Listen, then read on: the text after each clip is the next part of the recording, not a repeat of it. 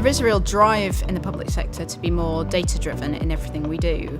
Our motivations are very different from the commercial sector because we're not profit-driven or revenue-driven. We have to offer services to millions of vulnerable people, so our motivation is mainly in understanding them better so we can tailor and improve services to meet their need.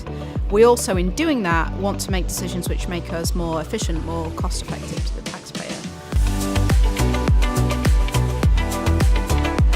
There are huge cultural implications of being a truly data-guided business.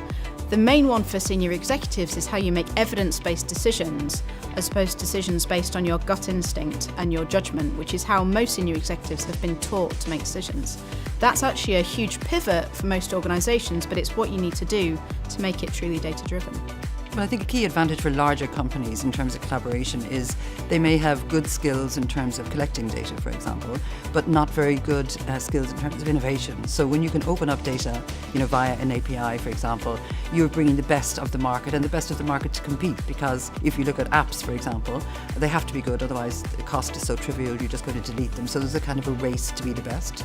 So I think if large companies can focus on what they're good at, but then open up their doors to the innovators to bring best in class.